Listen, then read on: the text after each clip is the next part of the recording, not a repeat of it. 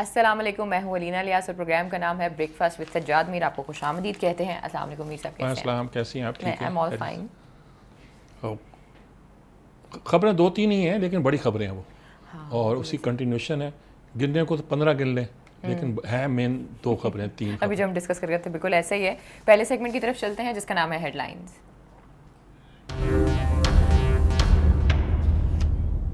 जी मीर साहब, आज की कौन कौन सी टॉप स्टोरीज हैं? खबर तो खैर पनामा लीक्स की है, लेकिन एक डेवलपमेंट और हुई है, वो कराची में हुई है। वो कराची में ये हुई है कि वहाँ इलेक्शन हो रहे हैं 245 में, हल्के में। जी 246 तो हमने सुना हुआ ना जी, इलेक्शन हुए थे। 245 भी कोई दूर नहीं होगा ना जी, आसपास ही होगा। उन्हीं का इलाका है ना जी। जी।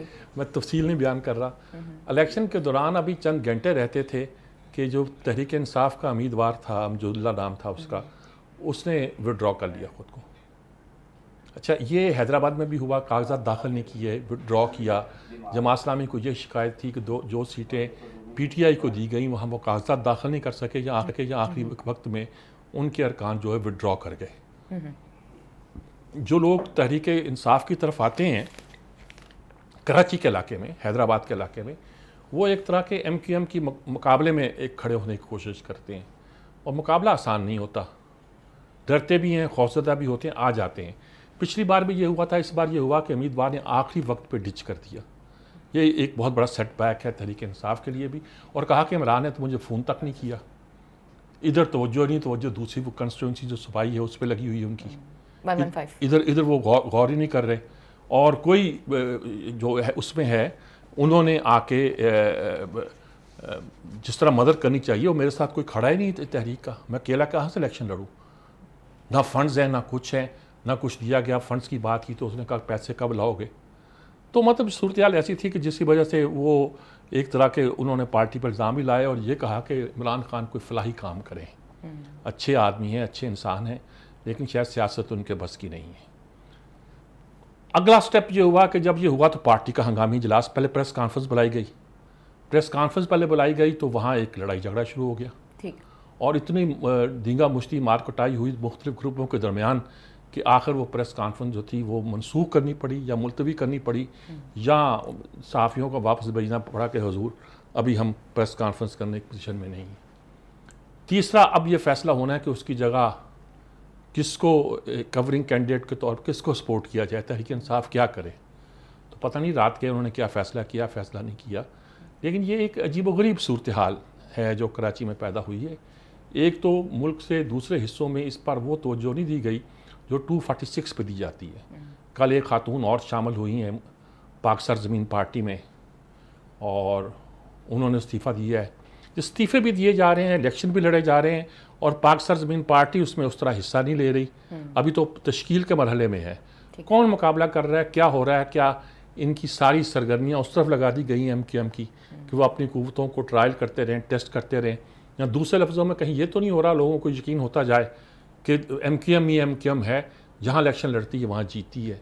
अब ये कह रहे हैं जी सूबाई इलेक्शन हल्का हम जीत जाएंगे, कुछ कर लेंगे, जो भी कर लेंगे, लेकिन एक क्यास की सी कैफियत कराची में पैदा हो गई है। सच पूछिए तो कराची में तहरीक इंसाफ के जितने लोग हैं, मैं इनसे वाकिफ़ नहीं हूँ।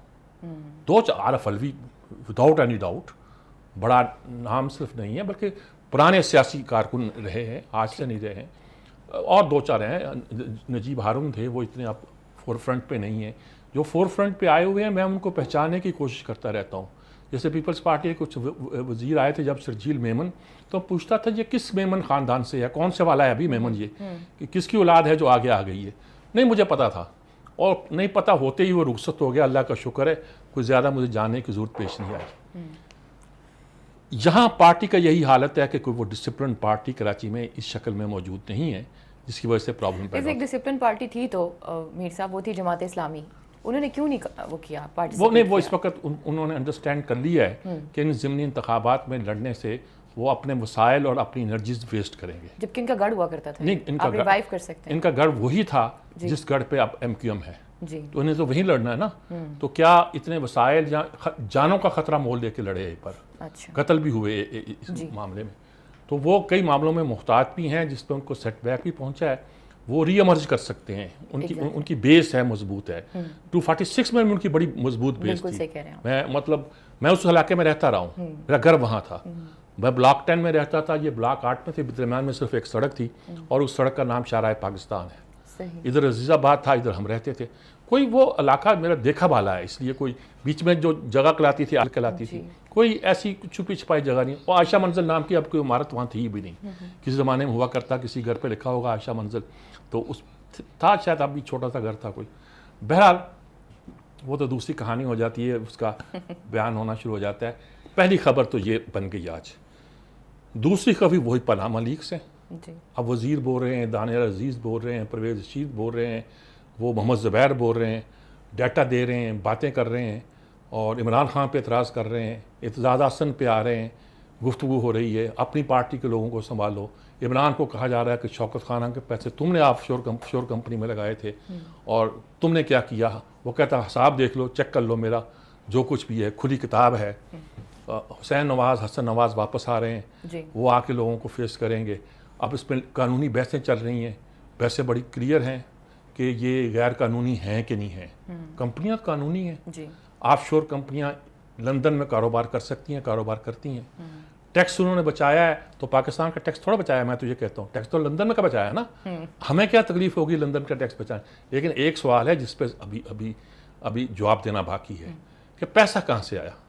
यानी पैसा ये है कि वो कहते हैं स्टील मिल बनाई और स्टील मिल के पैसों की से जो आमदनी हुई या उसकी हमने बेचा, उसके हमने ये सारी कंपनियां बना ली। एफआईआर और जो एफबीआर है उनके पास तो सारी चीजें होंगी, ऑडिट किया होता है, मनी लॉन्ड्रिंग के जितने केसेस होते हैं वो एफआईआर डील करती है। हर चीज़ होती है ना जी, लेकिन कोई सबूत होता हो तो करें ना जी।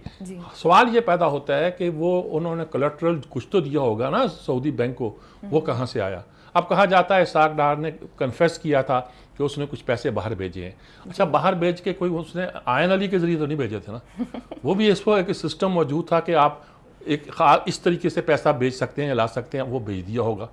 अच्छा, वो मानना दुरुस्त नहीं होगा क्योंकि वो गैर कानूनी अगर नहीं भी होगा तो आप अपनी दौलत को, यानी अगर आपने फॉरेन करेंसी की मूवमेंट की कुछ इजाज़त दी हुई थी तो गैर कानूनी तो हो सकता ना हो, लेकिन ये है कि कोई अखलाकी भी नहीं होगा।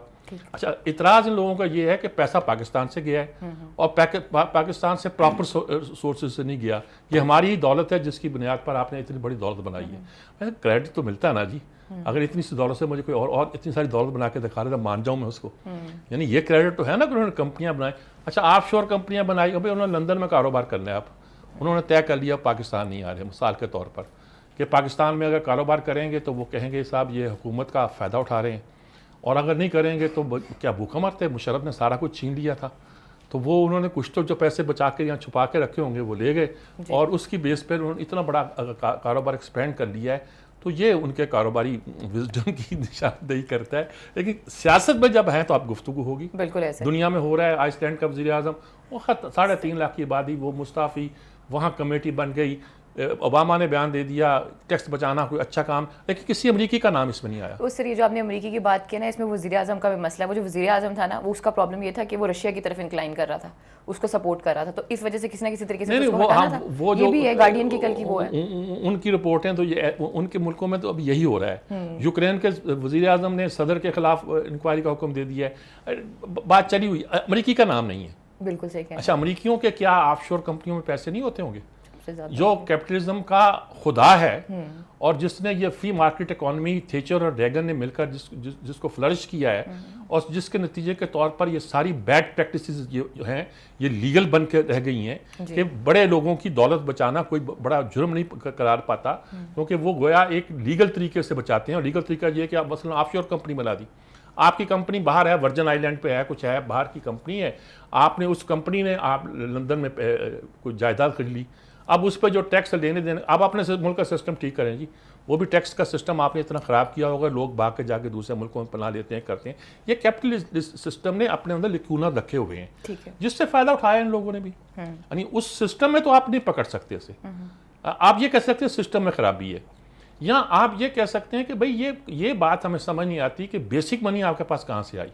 जब आप लुट पुट के उजड़ कर सब कुछ जब आपसे छीन लिया गया था, तो ये पैसा आपने पाकिस्तान की किस तराजों में, किस मटके में छुपा के रखा था जो आप उठा के बाहर ले गए। और उस पैसे के जरिए थोड़ा होगा ना, वो इतना नहीं होगा, लेकिन उस पैसे के जरिए आपको सऊदी बैंकों ने कर्जे दे दिए। भाई वो बादशाह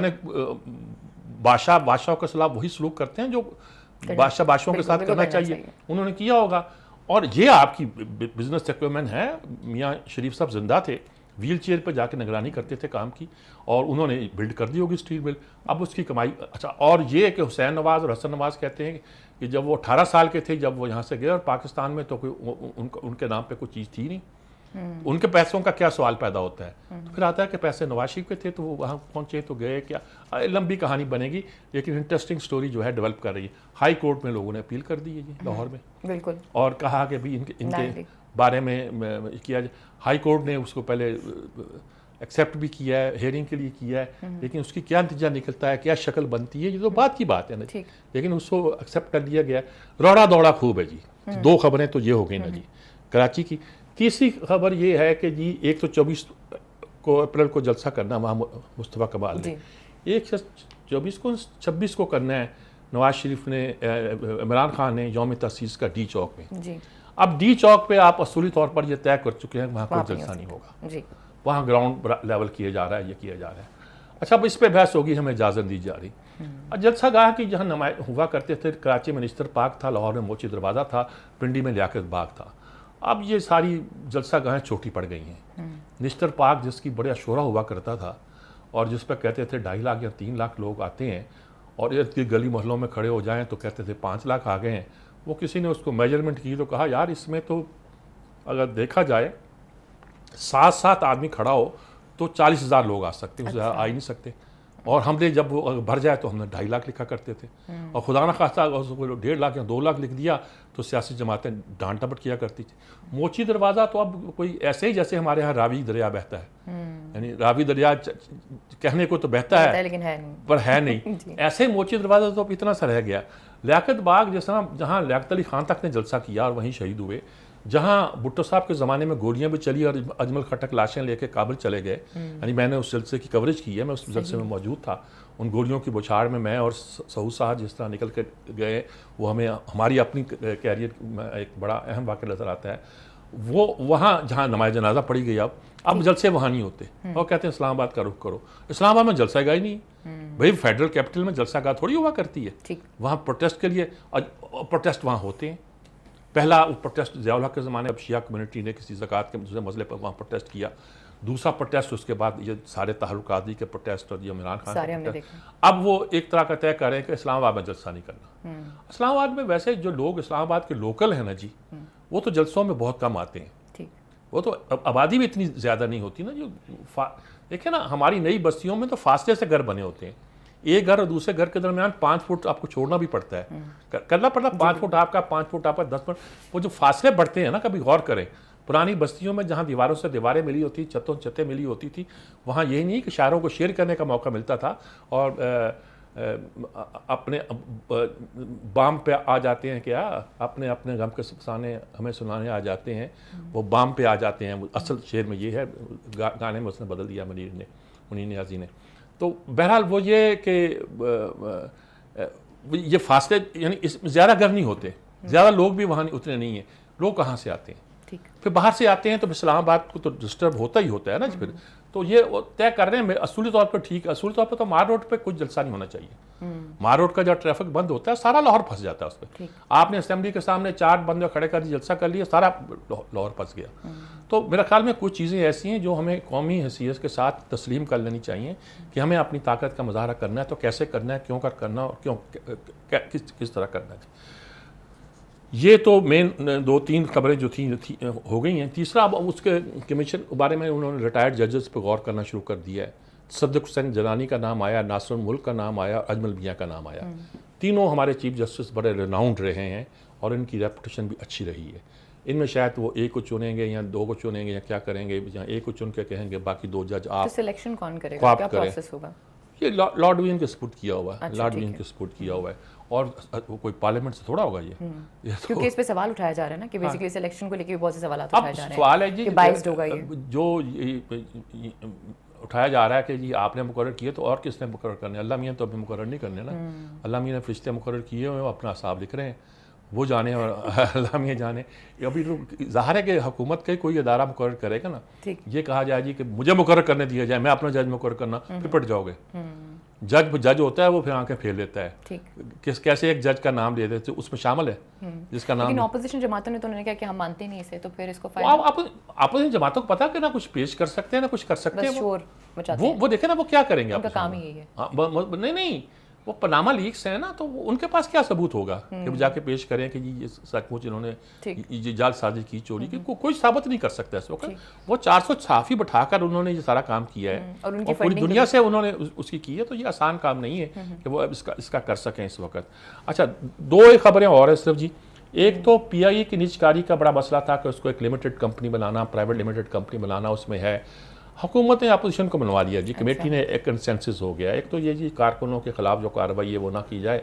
एक गालबन यही हुआ कि 51% शेयर तो गवर्नमेंट के पास रहेंगे, वो नहीं बेचे जाएंगे, और जब वो शेयर गवर्नमेंट के पास रहेंगे तो नतीजा ज़ाहिर है कि उनका कंट्रोल उनका होगा।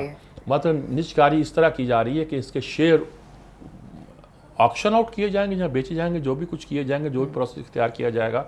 और ये भी कि ये कहना जिनके होटल बेचे जा रहे हैं वो नहीं है। देखें रूजवेल्ट होटल जो इनका वहाँ मैनहट्टन में है, वो होटल ऐसी जगह पर है जहाँ होटल की कीमत पिछले दिन किसी ने कैलकुलेट करके बताई थी कि जब ख़रीदा गया था तो सस्ता ख़रीदा गया था, अब ये $1 बिलियन का होटल है।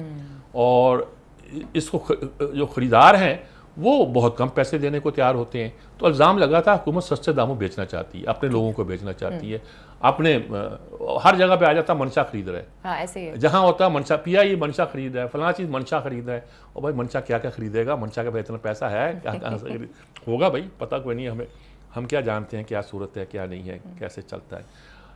एक खबर और है कि राका एजेंट तो पकड़ा था हमने, अब एक अफगान इंटेलिजेंस का एजेंट भी हमने पकड़ लिया। व्हाट आई फील कि बलूचिस्तान में उस इलाके में हम जिन अफगानों का कंट्रोल है, तालिबान का जिनका कंट्रोल है, वो पाकिस्तान से फ्रेंडली हैं, मुझे ये एहसास हो रहा है।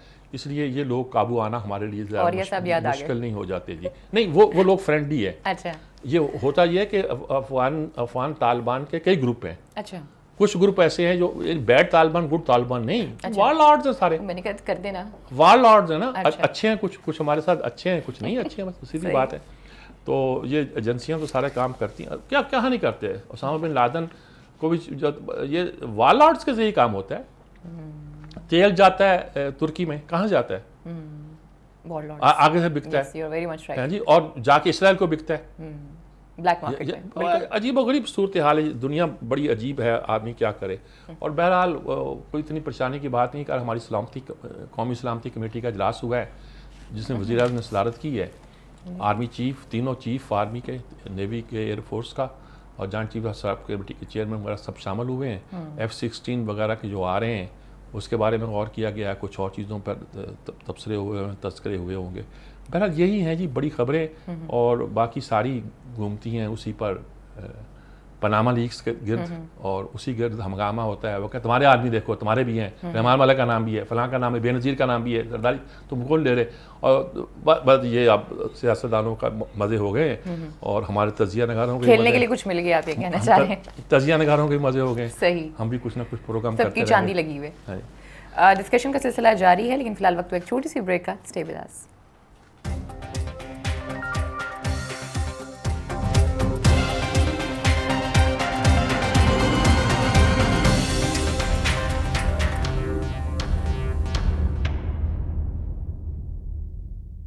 अगले सेगमेंट की तरफ चलते हैं जिसका नाम है इनसाइट। जी मीर साहब, कौन कौन से आर्टिकल्स हैं आज? ये पहला आर्टिकल तो अंजम नियाज का है, ये आज अंग्रेज़ी में भी है, उर्दू में भी है। इसका मतलब अंग्रेज़ी से जो उर्दू तर्जमा साथ साथ होकर छपा है, और ये आजकल अच्छी चीज़ें निकाल के लाती हैं बीच में से खोद के। डॉन में रही एक ज़माने में, जब हमारी एक तरह के कुलीग ही समझ लेंगे, जब मैं डॉन हुर्रियत में था, डॉन ग्रुप में था, तो ये वहाँ थी। और अमेरिका में चूँकि सेटल हैं इसलिए इनकी एक्सेस कई चीज़ों पर पहुँचती है, ख़ानदानी तौर पर भी रब्ते कर उसका तस्करा आ जाता है। रेमंड बेकर हमारे मशहूर राइटर हैं जिन्होंने capitalism, Achilles heel, dirty money and how to make the free economy.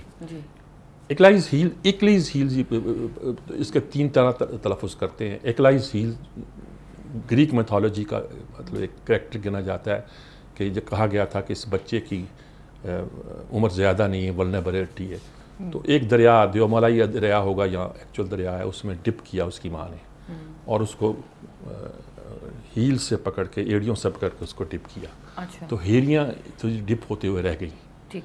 तो गोया वो वल्नरेबल रही। तो जंगों पर जंगें मारता हुआ जब वो आगे बढ़ता गया तो आखिर एक कोई तीर, जहर से बुझा हुआ तीर उसके हील्स पे, एड़ी पे लगा और उसी से उसकी मौत हो गई, क्योंकि वो वल्नरेबल था। तो इसको किसी चीज़, ऐसी चीज़ को एक्लीज हील कहा जाता है जो आपकी कमज़ोरी हो, जहाँ से आप मजबूत हों चाहे जितने, लेकिन कोई कमज़ोरी हो जहाँ से आप वल्नरेबल हो सकते हो, उससे कहा जाता है। तो उन्होंने कहा कि कैपिटलिज्म के भी ये कुछ चीज़ें हैं जिसको हमें देखना चाहिए।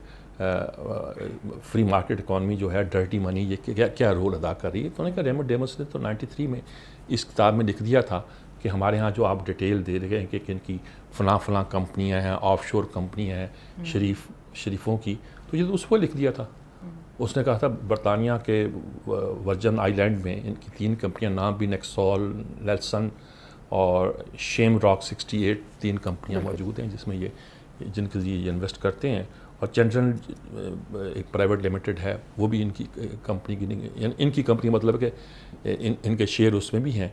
और ये 4 जो पाकलैंड के हैं, इनमें वो अरसे से ये लोग रहते रहे हैं, शरीफ फैमिली के लोग, कभी वो रहता रहा, कभी वो रहता रहा, तो इनके कब्ज़े में थे। ख़रीदे इन्होंने, कहते हैं 2006 में। हो सकता है कि पहले ये इनके नाम पे ना हों या वही किसी और के नाम पे हों, रखे हुए हों, लेकिन जब फिर ख़रीदने का वक्त आया तो उस वक्त से ख़रीद लिया गया हो और शो कर दिया गया हो कि उन कंपनियों की मलकियत है। और फिर जरदारी एंड को और शरीफ एंड को सारे लोग जो थे ये करते रहे हैं। और ये भी इसमें ख़ास तौर पे कहा गया है, फर्स्ट कपल कहा गया है इसे, जरदारी और बेनज़ीर को, कि पेट्रो वो क्या कंपनी है, उसमें भी रहमान मलिक के शेयर और इनके शेयर सारी, और 3 चीज़ों पे असर पड़ता है, करप्शन पर, मनी लॉन्ड्रिंग पर और फॉरेन पॉलिसी पर। ठीक। असल मामला ये है कि जब फॉरेन पॉलिसी पर भी असर पड़ता है आपकी वो कहते हैं चीन से हमें कोई डर नहीं, क्योंकि चीन में इन लोगों किसी की इन्वेस्टमेंट ही नहीं है, वहाँ इन्वेस्टमेंट होती नहीं है। हमारी पूरी क़यादत की, ब्यूरोक्रेसी की भी, और हो सकता है जजों और जर्नैलों की भी, हमारे कारोबारी लोगों की भी इन्वेस्टमेंट है तो उधर ही हैं। जिस तरह स्विस बैंक हैं तो स्विस बैंक में पैसा खुफिया रहता है, इस तरह जो कारोबार करते हैं वो ऑफशोर कंपनियां बना लेते हैं। वर्जिन आइलैंड, पनामा, जहाज़ चलते हैं ना हमारे पानियों में, समुद्रों में, तो हर जगह बहुत टैक्स है। ग्रीक जहाज़ हैं, पनामा के जहाज़ हैं, वो क्यों हैं, वहाँ रजिस्टर्ड क्यों है, वहाँ टैक्सों की छूट है। तो खुले समुद्रों में जहाज़ चलते, राहजनी करते फिरते होंगे ना जी, आपके टैक्स चोरी करते फिरते होंगे। वैसे टैक्स भी तो आपने कितने लगा रखे हैं। जहाज़ के कैप्टन की जो वहाँ के लोगों की सैलरीज हैं वो भी बहुत ज़्यादा होती हैं। बड़ी आम, बड़े बड़े ज़रिए हैं जिसके ज़रिए से काम अपने तरह से होता रहता है और दिखता रहता है। अब पेट्रोफाइन में मसलन ये कहा गया कि आयल का जो रहमान मलिक और बेनज़ीर के नाम पर लगाया जाता है 115, उसमें कहा गया कि जी 20 मिलियन के 2 मिलियन, 20 मिलियन डॉलर जो थे उस सदाम हुसैन को रिश्वत दी गई। हाँ जी बिल्कुल। और ये उस किताब में भी आया था, अब भी उसका तस्करा आया है। 322 बड़े बड़े नादहिंदगान हैं कर्ज याफ्ता पाकिस्तान में, जिन्होंने 4 अरब डॉलर कर्जे दिए हुए हैं, जिसमें 3 अरब डॉलर के कर्जे उन्हीं के नाम पर हैं, उन्हीं लोगों के नाम पर हैं जिनका नाम इस फहरिस्त में आता है जो बयान की जाती हैं। और शरीफों के नाम पर भी 60 मिलियन डॉलर के कर्जे है। अच्छा, ये डिटेल्स मुख्तलिफ जगह पे आती रही है। शाद आरफ ने भी इसका तज़किरा किया है और बड़े और डिफरेंट अंदाज में उसको बयान किया है। उनके आर्टिकल में खुश खुराकी और खुश खलकी ज़ौक़ी का उन्होंने स्टार्ट में तो एक लतीफ़ा ही लिखा ना कि एक हलवाई की दुकान पे गए तो उन्होंने कहा बर्फ़ी क्या भाव, उन्होंने कहा ये, उन्हें 1 पाव दे दो। और लड्डू क्या भाव, उन्होंने कहा ये पाव, उन्होंने कहा ये रख लो फिर लड्डू दे दो। उन्होंने कहा लड्डू दे दिया। उन्होंने कहा कि वो ये गुलाब जामुन क्या भाव है, उन्होंने कहा कि, उन्होंने कहा अच्छा ये रख लो फिर वो दे दो। फिर उन्होंने कहा रसमलाई क्या भाव, उन्होंने कहा ये नहीं, उन्होंने कहा ये दे दो।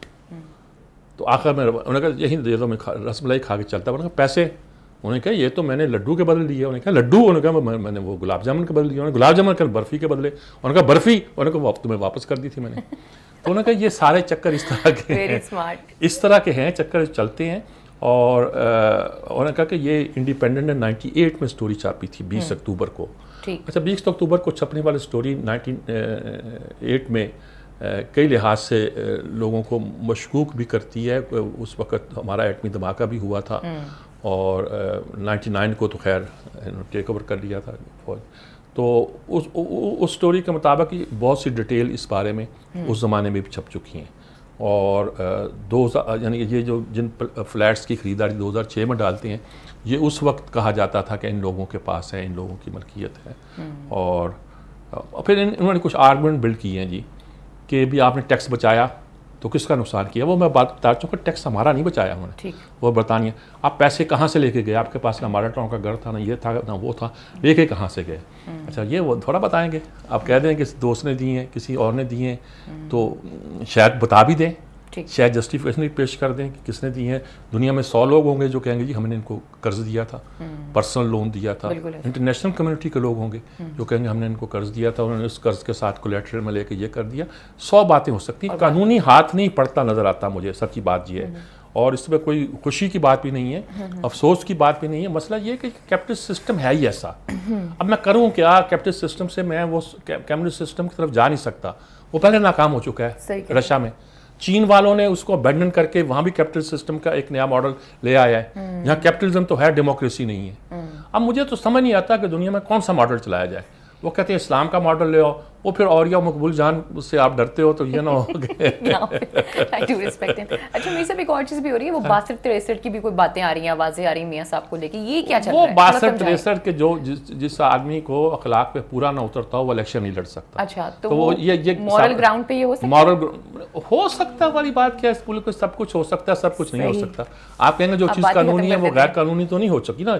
अच्छा, और ये बात भी है कि बरतानिया में ये कारोबार गैर कानूनी नहीं है। हाँ, बिल्कुल सही कह रहे हैं। वो कहते हैं कि अच्छा फिर पाकिस्तान में क्यों गैर कानूनी नहीं है? यहाँ इसलिए बेनामी क्यों पैदा होते हैं? पर हमारे यहाँ क्या ऑफशोर कंपनियों ने लगाना है, यहाँ तो आप वैसे लेके आ जाएं तो कोई पकड़ने और पूछने वाला नहीं होता। ऑफशोर कंपनियों का क्यों नखरा? ऑफशोर कंपनियाँ वहाँ होती हैं, यहाँ कानून मौजूद होता है।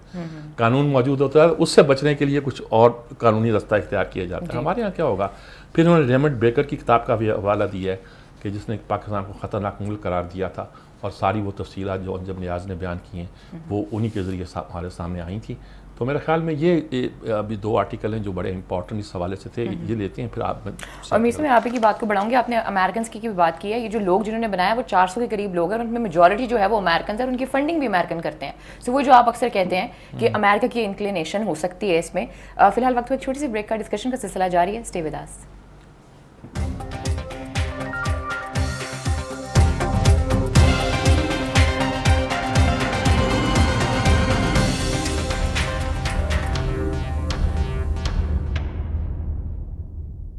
जी मीर साहब, और कौन कौन से आर्टिकल ज़रिए बहस आएंगे? और एक मज़े का आर्टिकल है, आजकल एक वायरस फैला हुआ जिका वायरस, जिससे बहुत ज़्यादा बीमारियां, बहुत से प्रॉब्लम पैदा हो रहे हैं।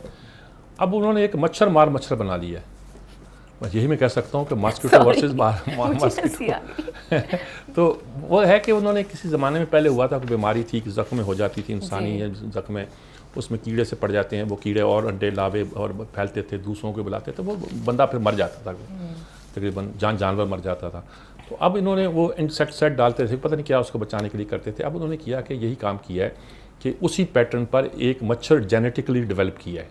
वो जेनेटिकली डेवलप किया मच्छर ये है कि वो मेटिंग तो करता है लेकिन वो अंडे पैदा नहीं होते, और उसके नतीजे के तौर पर वो जो मच्छर है वो मेल मच्छर को छोड़ती हैं, क्योंकि कहते हैं कि मेल मच्छर जो है वो काटता नहीं, ये मच्छरनियाँ काटती हैं।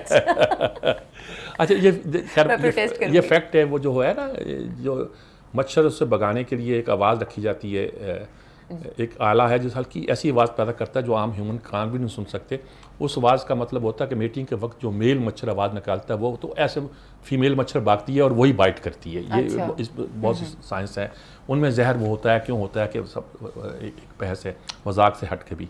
तो उन्होंने वो मच्छर पैदा किया, और कहते हैं उस मच्छर का तजर्बा करना चाहते हैं ताकि ये उसके बाद जो अंडे लावे पैदा होना खुद बंद हो जाए, क्योंकि वो मीटिंग करेंगे कोई लावा पैदा नहीं होगा, वो मच्छर नए आएंगे नहीं, पुराने मच्छर मरते जाएंगे। तो रेडिकेशन के लिए मच्छरों को मारने के लिए एक मच्छर बना लिया इन्होंने। मैं यही कह सकता हूँ जी, ये एक मज़ेदार एक खबर भी बन गई थी और एक आर्टिकल था, और मैं आज का न्यूयॉर्क टाइम का टॉप का आर्टिकल यही है जी।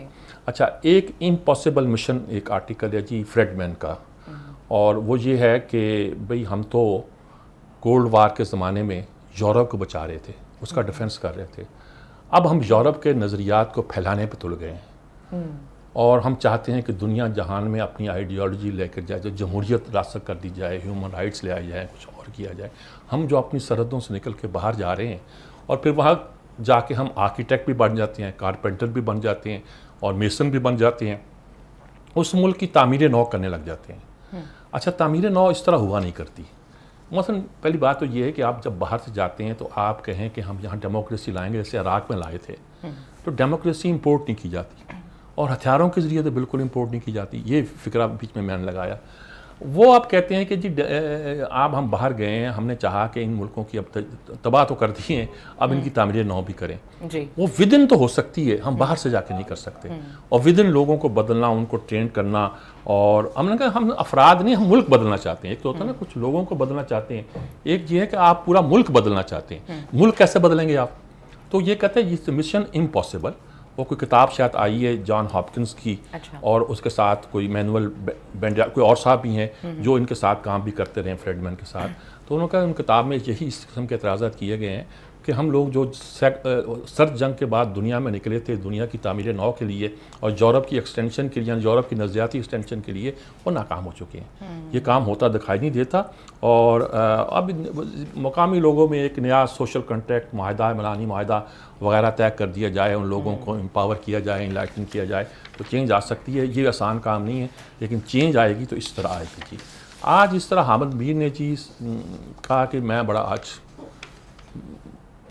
हमें समझता था कि आईनी और दस्तूरी तरीके से मुल्क बदल सकता है, लेकिन जीसी यूनिवर्सिटी में खिताब करते हुए जस्टिस साकब निसार ने जो बातें की है वो खोलने वाली, कि जज मैं नाकाम हो चुका हूँ, हम इंसाफ लोगों को डिलीवर नहीं कर सके। मैंने कहा ये एक बड़ी अहम बात है। अब हम बैठे हुए बीटिंग अबाउट द बुश वाली बात हो जाती है कि पनामा लीज पे कहता मुझे तो हो रहा है, एतजाज़ हसन की बात सुन के हो रहा है बड़ा अफसोस सा। एतजाज़ हसन नाम ले रहे हैं इनके, अपने बंदों के नाम क्यों नहीं लेते, फ़लाँ फ़लाँ के, उन्हें पता उनको। हर आदमी लगा हुआ है अपने लोगों को छुपाने के लिए, और ये कि दौलत पाकिस्तान में लाएं, यही मकसद है कि जो दौलत बाहर है वो पाकिस्तान में वापस आए कैसे, किस तरह आए।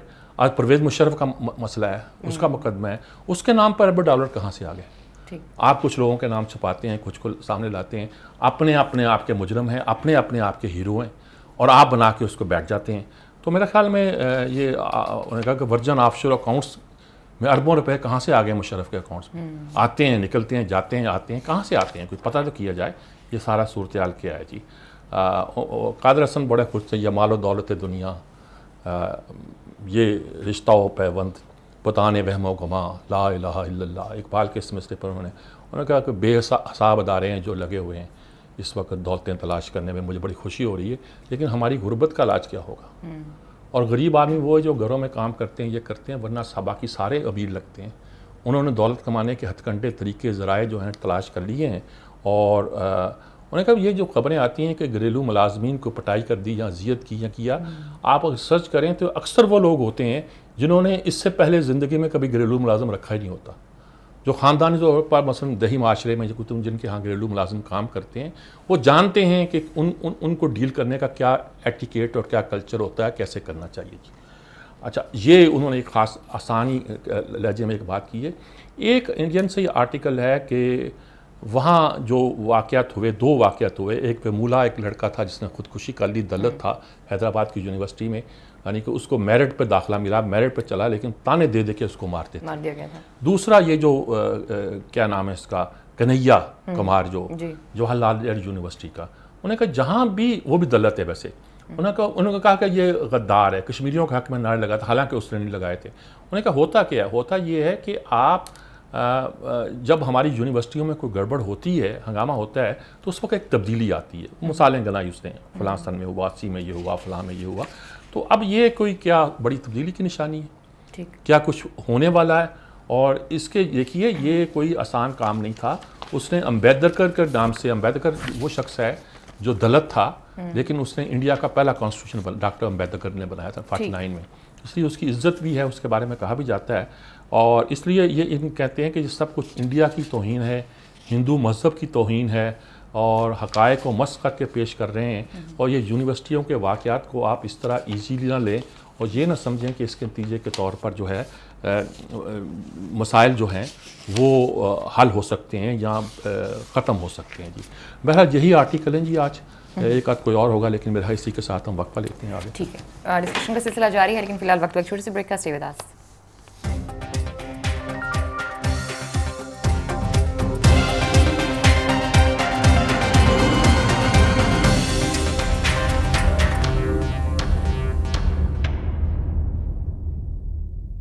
आखिरी सेगमेंट जो है वो शामिल करते हैं, जिसका नाम है इनपुट। इस वक्त स्टूडियो में हमारे साथ बहुत ही रिनाउंड पर्सनालिटी बैठी हैं और मेरी तो बहुत ही ज़्यादा फेवरेट पर्सनालिटी हैं चौधरी गुलाम हुसैन साहब। किसी भी तारीफ के मोहताज नहीं है। मीर साहब, हैंडेड ओवर टू यू। अब मैं क्या करूं जी, इतनी तारीफ के बाद तो मैं तो सहम गया हूँ। अच्छा नहीं सब कैसे आप ठीक हैं? ਅਸੀਂ ਤਾਂ ਸਾਰੇ ਤੁਹਾਡੇ ਆਸ਼ਿਕ ਹਾਂ। मज़ा आना था ना गल करने का जी। तो सब कराची की क्या सूरत है? पहले भी वो उनका तो उम्मीदवार ही भाग गया, पहले भी भाग जाता था। यानी जमात इस्लामी को यही शिकायत थी कि ज़मीनी जब इन्होंने सीटें बांटी तो जिन सीटों पे पीटीआई के थे वो कैंडिडेट बैठ जाते थे। अभी शायद पार्टी ऑर्गेनाइज नहीं हुई ना, खासतौर पर सिंध में जो खड़ा हो गया एमक्यूएम के खिलाफ वो आ गया, पहुंच गया। अब पता ही नहीं किया। अब ये तो 5 घंटे पहले बैठ जाना, तो इस पार्टी को डंप करना है। फिर पार्टी में जब प्रेस कॉन्फ्रेंस लगने तो लड़ पड़े। अब फिर आप उनकी जहाँ कवरिंग कैंडिडेट कौन सा किसको सपोर्ट करना है, कवरिंग नहीं है तो सपोर्ट किसको करना है, वो फैसला नहीं कर पाए। नहीं, वो तो मतलब बुरी तरह पिट गई ना फिर। वो कहता है इमरान खान ने मुझसे बात तक नहीं वो ठीक है, मेरा ख्याल है वो उन्होंने एमकेएम वालों ने प्लांट कराया होगा। अच्छा, जहाँ इमरान को पता होगा। नहीं मेरा मतलब मैं ऐसे ही अपनी सियासी के वो दे रहा हूँ। कोई मेरे पास हकायक नहीं है। नज़र ये आ रहा है कि एमकेएम ने ही वहाँ कैंडिडेट उनको प्लांट कर दिया होगा एन आखिरी दिन, यानी वो भाग गया। वो क्योंकि उसका बयान बड़ा मशकूक है ना। एक तरफ इमरान खान की तारीफ भी कर रहा है, फिर एमकेएम और इमरान खान यानी एक ही हैं। तो वो नज़र आ रहा है कि भाई वो कहता है जी कोई फलाही काम करो, ये काम आपके चलो बस का नहीं, उसके मशवरे पर बैठे हुए आपने मुझे फ़ोन किया नहीं, आपने कोई तवज्जो नहीं दे रहे, आप यहाँ कर नहीं रहे। तो ये पहले सोच ना, बहरहाल उनके पीठ में छुरा तो घूम दिया ना उसने। घूम दिया। पीजे मीर साहब आपके दोस्त, हमारे दोस्त, वो भी लाइन पे आ गए। अच्छा, उनसे तो उसकी बरादरी तो बाहर ना निकल। ओहो, तो राई भी बुलाया एक बार, दो बैलेंस कीता, एक राई है, कश्मीरी है। जी अस्सलाम वालेकुम पीजे मीर साहब।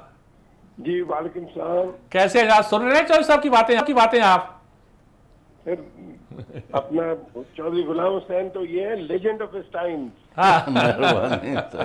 अच्छा, मैं अभी हम बात कर रहे हैं कि कराची में क्या हुआ है। अभी उन्होंने विड्रॉ कर लिया है जो पीटीआई का कैंडिडेट था, और 5 घंटे बहुत अभी विड्रॉ किया है। क्या उन्होंने कहा इमरान दिलचस्पी नहीं ले रहा वगैरह वगैरह। तो ये क्या सियासत? एमक्यूएम तो फिर पावरफुल होकर मर्ज होगी, तो ये सारे जो प्रोपोगंडा था कि पाक सरजमीन पार्टी आ जाएगी, पीटीआई आ जाएगी, फलां आ जाएगा, वो इलेक्शन भी नहीं लड़ रहे, ये इलेक्शन क्या नक्शा क्या नजर आता है आपको जी?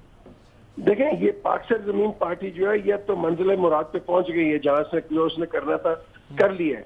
ये हमेशा आपने देखा है, और चौधरी साहब को भी पता है कि जब भी कोई ऐसा आपने डाइवर्जन नेशनल क्रिएट करना है तो आपने एमक्यूएम को गंदा करना है, और जब आपको जरूरत होगी आपने एमक्यूएम को साथ उनके वोट लेके आपने असेंबली में बैठ जाना है। द क्वेश्चन अराइजेस कि एक हकीकत है कि एमक्यूएम एक बड़ी पार्टी है, ठीक है, इट इज सिंध या कराची या हैदराबाद बेस्ड पार्टी है, बट द क्वेश्चन इज कि उसके पास वोट है, उसके पास सीटें हैं। हम हमेशा बात का बतंगड़ बना के ये हो जाएगा वो हो जाएगा। 2 for 5 जो है ये कोई नेशनल इलेक्शन नहीं है, ज़िम्मी इलेक्शन है। आप इसको इस तरह लो, हम इतनी इंपॉर्टेंस इसको दे दी है on the basis of one party. अब यही पीपल्स पार्टी या मुस्लिम लीग या कोई और पार्टी लड़े तो इतना शोर नहीं होगा, बट बिकॉज एमक्यूएम हेडलाइन में रही है, बिकॉज एमक्यूएम को एक फ्रंटलाइन न्यूज मिलती रही है फॉर वैरायटी ऑफ रीजंस, हमने उसका एक आप कह लो एक बहुत बड़ा मोर्चा खोद दिए। आई थिंक इस तरह नहीं करना चाहिए। जो भी आए, वेदर इट इज एमक्यूएम और एनीबडी एल्स, इसको चाहिए कि आप इसको एज एन ऑर्डिनरी इलेक्शन लें और ये सोचें कि जो भी आ रहा है क्या वो उस एरिया के लिए काम करे या ना करे। जिस तरह कि कल मुस्तफा बात कर रहा था कि जी हमें पानी चाहिए, ये चाहिए, वो चाहिए। अभी these are the issues which need to be address, rather हम एक पार्टी को टारगेट कर दें और उसके बाद एक डिबेट इसके ऊपर खोल दें। तो मीर साहब, आई डोंट थिंक इस तरह की अब इस तरह का वक्त है हमारे पास कि हम इन बातों में लगे। संजीदगी से अब सोचना चाहिए। ये कहते हैं जी एमके जब आप चाहते हैं बदनाम कर देते हैं, जब चाहते हैं उनको इलेक्शन लड़ाते हैं तो वो वोट से जीत हाँ, जाती तो है। सजाद मीर और गुलाम सैन ने और अलीना ने वहाँ उनको दहशतगर्द भेजे हैं उनकी पार्टी में, उनको कहा जाके राह से पैसे लो, उनसे कहा कि लोगों को कत्ल करो, उनको भत्ते के लिए फैक्ट्रियाँ जला दो, उसके बाद 200-200 कत्ल करके वो मासूम बन जाओ।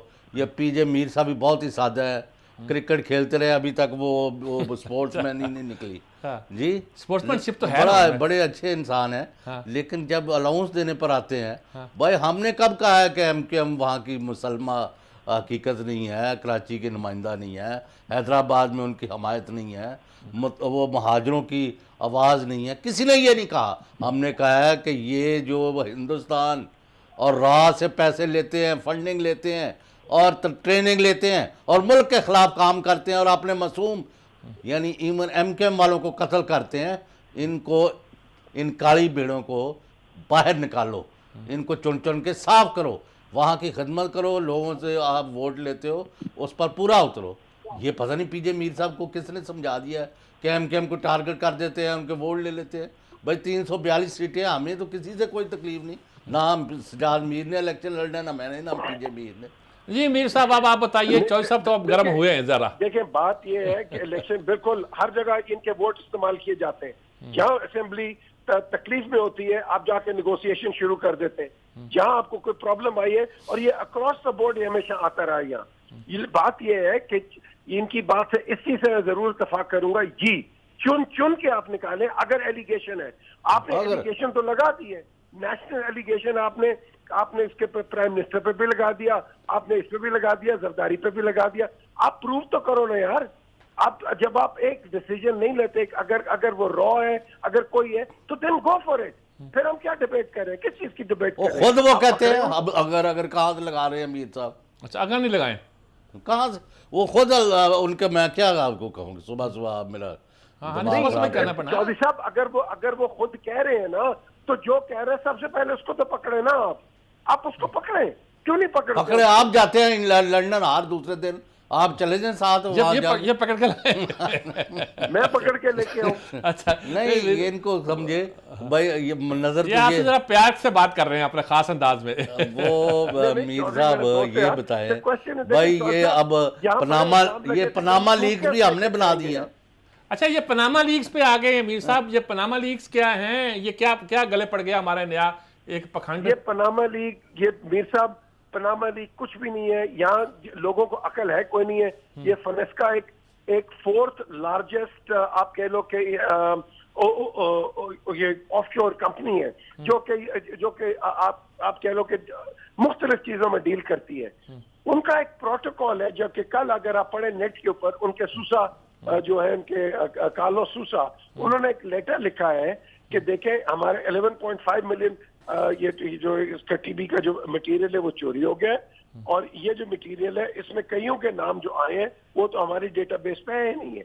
एक दूसरा, इसमें से कई चीजें उन्होंने कहा है कि मिस इंटरप्रेट की गई हैं। हमारा एक प्रोटोकॉल है कि नो योर क्लाइंट KNC, जो कि इंटरनेशनल बैंकिंग उसको फॉलो करती है, और उनकी रिकमेंडेशन से लॉ फर्म्स और बैंक्स जो हमें लोग भेजते हैं, हम उनकी स्क्रूटनी करके फिर यहाँ रखते हैं।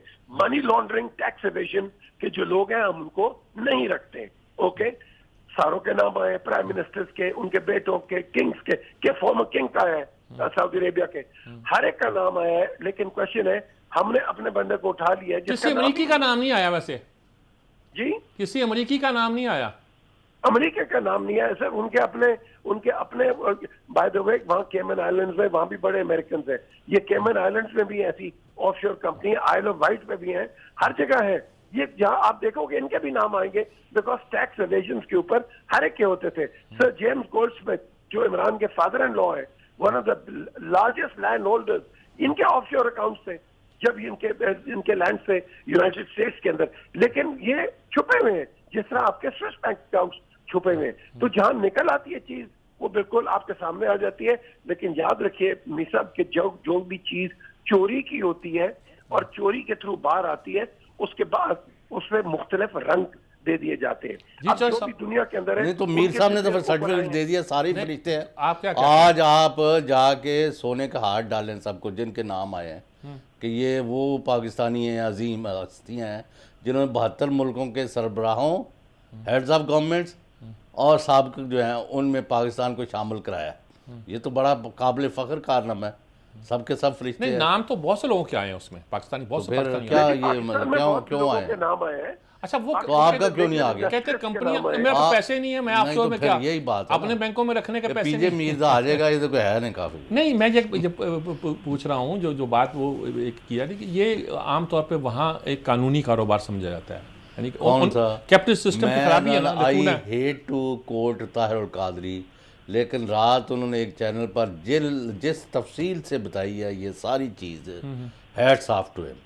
ये जो है ना, उन्होंने जितना बता दिया है सबके समझ बूझ के क्या लिए क्या कहा उन्होंने? उन्होंने कहा कि ये सारी जो है गोरख धंधा ही, यानी टैक्स की चोरी, लूटमार का पैसा और छुपाने का, यानी कोई कमाया, यानी उन्होंने तो पहले अपनी तकरीर में बताया था कि जहाँ से पैसा जाता है जी, वहाँ श्रीलंका और श्रीलंका में जुआ खानों में जुआ और फिर खानों में आगे। जाता है और फिर जुए से जीते हुआ शो करके आगे भेज दिया जाता है। याद देखें ना, 3 साल पहले 2 साल उन्होंने जो बातें की थी, आज ये सारी कंफर्म हो गई। और ये सजाद मीर साहब, इतना आसान काम नहीं है, बहुत ज़्यादती हुई है। और देखें कई मुल्कों में, अब एक मुल्क का तो वज़ीर आज़म मुस्ताफ़ी भी हो गए हैं, और यहाँ तो कोई रवाज नहीं है ना, डटाई थे। अब शरीफ फैमिलीज में मैं आपके दोस्त का नाम नहीं आ रहा, शहबाज शरीफ का, या वो उसने नहीं बेईमानी की तो नहीं आया ना। पक्की बात है। नहीं, मेरे ख्याल में तो यही है। अब आप जाके पूछें, आप नहीं, बरादरी के हैं। मतलब ये बरादरी की बात तो छोड़े आप, क्यों? आप ये बताएं, मैं जो पूछना चाह रहा हूँ कि सारा जो हुआ इम्पैक्ट, इसका पोलिटिकल इम्पैक्ट क्या होगा पाकिस्तान में? इम्पैक्ट है कि इनके काले हो गए हैं मुंह, काले करतूतों से। ये जो मर्जी अब डींगे मारें और जो इसकी तवी यानी वो करें, उल्ट पुल्ट किस्म की तावीलें जो चाहे करें। हाँ करें, और एक्सप्लेनेशन देते रहें। ये अब काले जो है ना, 7 समुद्रों के पानी से भी नहीं धुलनी। ये बिल आखिर, ये तो शेक्सपियर बोला आपने बिल्कुल जी, ये तो बिल आखिर, ये जो लोग हैं जिन्होंने कौमी ख़जाने पर डाका मारा है और लूट मार की है, यहाँ से पैसे बाहर ले गए हैं और यहाँ से एक्सपोर्ट की, और आधे पैसे वहाँ यहाँ मंगवा लिए ऑफिशली, और आधे बाहर रखवा लिए ऑफशोर कंपनियों में। मसलन फ्रंटियर की एक बड़ी ख़ानदान है जो गुलाम इसाक़ खां मरहूम के रिश्तेदार, उनकी 34 ऑफशोर कंपनियाँ। उसकी ज़रूरत ही तब आती है जब आपने अपने मुल्क में पैसा नहीं लाना और उसको वहाँ ही बाहर रखना है ऑफशोर, यानी वो फ्लोट करता रहेगा, जिधर जिधर हमें चाहिए होंगे हम यूज़ करते वो रहेंगे। कैसे मुल्क में लाते हैं आप? और आपने उनको सारे ख़ानदान को निकाल के बाहर कर दिया, उनकी सारी जायदादें जब्त कर दी, कुछ भी उनके पास नहीं छोड़ा। मॉडल टाउन का घर भी ले लिया आपने उनसे, सवाब फाउंड्री भी ले ली जो उनकी बेस थी। तो वो क्या आप जस्टिफाई कर रहे हैं? नहीं, मैं सवाल पूछ रहा हूँ बड़े नहीं, कौन सा सवाल पूछ, कि वो क्या करें यहाँ? कौन सा, उससे ताल्लुक क्या है इस बात का? यानी कंपनियां, वो तो कहता है हुसैन नवाज और हसन, उस वक्त कंपनियां बनाई हमने, सऊदी अरब में हमने कारखाना लगाया मेरे दादा ने। बनाई, ये सऊदी अरब में पाबंदी है कंपनी बनाने पर। अच्छा, आप क्या कहते हैं मीर साहब, ये यानी कि लीगल तो एक सूरत हाल है, लेकिन प्रैक्टिकल सूरत हाल हमारी पॉलिटिक्स पे क्या पड़ सकती है इसकी? मीर साहब, सबसे पहले ये जो ऑफशोर कंपनीज हैं ये पूरी दुनिया में ये लीगल हैं, ये इलीगल नहीं है। अगर इलीगल होती तो जिन जिन के नाम आए हैं वो ऐसी जगह पे ना जाते। बड़े मोजेस लोग हैं जो कि इसके अंदर है, और टॉप बिजनेसमैन है जो इस कंपनीज के अंदर है। टैक्स पूरी दुनिया के अंदर कहीं भी आप चले जाएं, हमेशा इंसान यही करता है कि अपने टैक्स बचाने की कोशिश करता है। आप यहाँ भी बैठेंगे तो यहाँ भी आप टैक्स बचाने की कोशिश करते हैं। आपके पास कहीं ना कहीं कंसेशंस होती हैं, लूप होल्स होते हैं, लकूनास होते हैं जिसको आप इस्तेमाल करते हैं, कानून में भी आप करते हैं। टैक्स अवेजन, अब आप उसका लफ्ज अवेजन कह लो या टैक्स अवॉइडेंस कह लो, ये लफ्ज वही है। द टैक्स चोरी है। क्वेश्चन ऑफशोर कंपनीज के अंदर जब आप पैसा रखते हैं, वो आप पैसा इसलिए रखते हैं कि क्योंकि कई दफा, फॉर एग्जांपल, कई कंट्रीज के अंदर 90 डेज का रूल है कि अगर आप बरतानिया के अंदर 90 डेज से ज्यादा रहते हैं तो you are taxable under that law. So वो क्या करते हैं, वो आइल ऑफ वाइट पे चले जाते हैं, उनके अकाउंट्स वहां होते हैं और वो 10 दिन 15 दिन के लिए उधर चले जाएंगे, वहां उन्होंने जो अपना काम करना है एज पर नॉर्म करेंगे और उसके बाद ये वापस उस आइल ऑफ वाइट में आ जाएंगे। सो वो टैक्सेशन का पीरियड नहीं होता, वरना आप ग्लोबल टैक्सेशन। ये बात ठीक है, लीगल बात तो वो ठीक कह रहे हैं, जो भी है बिल्कुल लीगल ठीक है, लेकिन मेरा सवाल ये है कि सियासी इस पर क्या असर? ऑब्वियसली जब आप कंपनी बनाते हो तो it is under sub law, यानी लीगल तो इसको कोई नहीं कह रहा। ओ गैर देखिए, यहाँ अखलाकी मीर साहब है, को प्रॉब्लम मुल्क है। दुश्मनी है, लूट के पैसा उधर ले जाओ, डाका मारो और बाहर लेके जाके फ्लरिश करो। वो कहते हैं यहाँ से लेके नहीं गए। और अगर तो पीजे मीर साहब के नुक्ता नज़र से एग्री कर लिया जाए तो नवाज शरीफ फैमिली ने और परवेज़ मुशर्रफ ने और बाकियों ने अजीम कारनामा अंजाम दिया है। सारे कौम को 20 करोड़ जो पीछे रह गए उनको भी ऑफशोर कंपनियां बना के वहाँ काम करना चाहिए, इधर से दफा हो जाए। क्या बातें करते मीर साहब, नाश्ता नहीं, नुक्ता चौधरी करो। साहब नहीं मान रहे। मीर साहब आप नहीं, मीर साहब देखें, चौधरी साहब आपका सबसे बड़ा मीडिया हाउस का ओनर, उसके अकाउंट्स बाहर है, वो ठीक है। तो मैं क्या रखो एवं जिलू मर्जी हूँ उधर आ गए हो। चले वैसा प्रोग्राम खत्म कर दिया अब इसको। अच्छा मजेदार सूरत हाल पैदा हो गई है, एंजॉय किया लोगों ने, खत्म कर दिया अब इसको क्योंकि वक्त खत्म हो गया, इसलिए नहीं कि बहस गर्म हो गई। मीर साहब का बहुत बहुत शुक्रिया और गुलाम हुसैन साहब आपका बहुत बहुत बहुत शुक्रिया। मुझे और मीर साहब को इजाजत दीजिए, अपना बहुत ख्याल रखिए, दोबारा कल मुलाकात होगी, तब तक के लिए अल्लाह हाफिज।